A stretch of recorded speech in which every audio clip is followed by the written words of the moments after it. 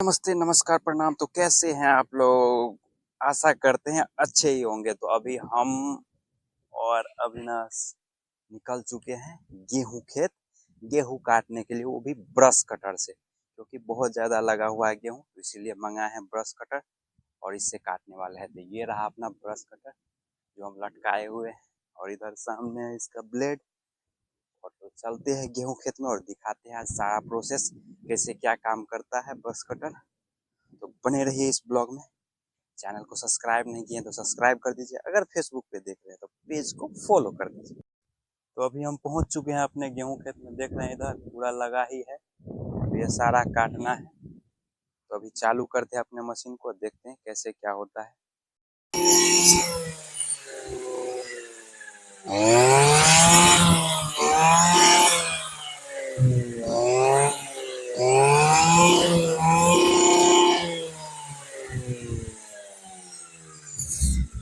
ऐसा उल्टा हो जाए ना हमारा पास।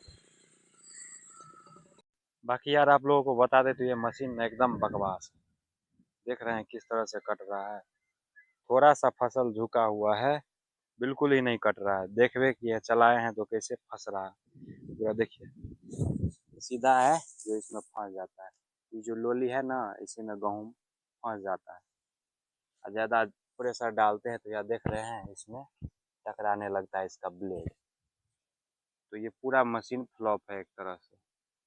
और खेत उत में खर पतवार निकालने के लिए कामयाब है। बाकी जो गेहूं काटने के उपयोग में, अगर फसल पूरा खड़ा है तब तो कट जाएगा, लेकिन थोड़ा भी झुक गया तो इससे असंभव है। बाकी बहुत ज़्यादा भीड़ पड़ता है काटने में, पूरा सीना और कमर पे भीड़ पड़ता है। ऐसा मशीन है, बकवास है। इससे अच्छा हाथ से काट ले।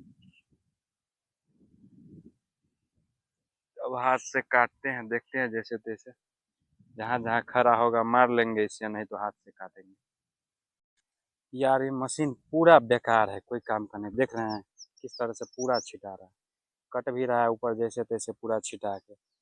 और इतना ही काटे तेल सट गया तो बंद कर दिया। देख रहे हैं पूरा बंद है। और थोड़ा भी फसल झुका रहता है, पूरा ये आगे वाला लोली जो है वो वाला वही फंस जाता है। वो इतना कमजोर दिया है कंपनी, ज़्यादा अगर उस पर दबाव दीजिएगा तो वो लिविए जाता है, लिपता है तो डायरेक्ट ब्लेडे में सटता है। पूरी तरह से ये मशीन फ्लॉप है। अब कल से ही सबको हाथे से काटना पड़ेगा पूरा। देख रहे हैं अभी कितना गेहूं लगा हुआ है, उधर भी अपना ही है, इधर भी अपना ही है, और उधर भी अपना ही है। और धूप बहुत ज़्यादा है तो जा रहे हैं घर। तो अभी धूप बहुत ज़्यादा था इसलिए जा रहे हैं घर, 12 बजने वाला है। पूरा ऊपर से केस छिला हुआ है, पूरा लग रहा है सर में धूप। बाकी अभी तो ये मशीन फ्लॉप रहा। अब देखते हैं शाम में एक बार ट्राई करेंगे, हो सकता है गेहूं का जड़ अगर खरा जाए, सूख के थोड़ा टाइट हो जाए तो कटे। क्योंकि अभी तो फ्लॉप जा रहा है, बिल्कुल ही नहीं कट रहा है, पूरा गेहूं छिटा गया, देखे ही होंगे।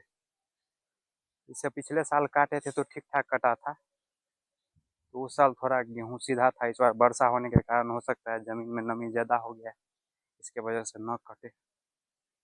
बाकी उस तरह से देखे तो मशीन पूरा फ्लॉप है। पिछले साल भी काटे थे तो 2-3 आदमी थे, उसके बाद एक कटा था। एक आदमी काट रहे थे, बाकी सब समट समट के रख रहे थे, तब जाके कटा था। अभी लेके जा रहे हैं, देखते हैं शाम में क्या होता है। तो मिलते हैं शाम में। अभी खेत आए हुए थे गेहूं बांधने के लिए, तो यहाँ पे तो लगा है बारात। ऐसा बारात है कि आप भी देख के हैरान हो जाएंगे। क्या है चलिए दिखाते हैं क्या हाल होगा। अब मेरा ही गेहूं का फसल रह गया है पूरा, बाद में क्या होगा मेरा गेहूं का पता नहीं। इतना है और ये रोज रोज आता है, इसलिए दिखाते हैं बैक। देखिए ये मेरा खेत है, और इधर देखिए बारात सजा हुआ है। लगभग 15 से 20 नीलगाय है। नीलगाय बोलिए, घोड़गधा बोलिए, या बनगधा बोलिए, जो बोलिए यही सब है। पूरा चल रहा है उधर खेड़ी। और बस यहाँ से यहाँ तक अब पूरा गेहूं मेरा ही लगा है। ये आता है पूरा रात को, धांग धूम के चल जाता है। देखिए नजदीक जाने लगे तो सब भागने लगा। बहुत देख रहे हैं कितना है। ये ललका वाला सब है जो फीमेल है, वो एक एक को है जो करिका है वो मेल है, बाकी सब फीमेल है। लाइन लगा हुआ है।